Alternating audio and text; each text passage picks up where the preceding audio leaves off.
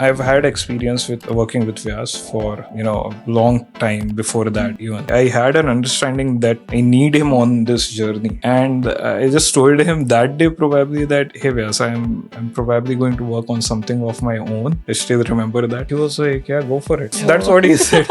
I think that's just one entrepreneur, supporting other entrepreneur and realizing that there's some potential over there. Probably I followed through with his advice, and after 6, he was all along with me on the journey. I kept giving him updates, and towards the end of it, when I actually struck to this problem and I was like, hey Vyas, we are going to launch, and I think we can't get it to a level where it is presentable.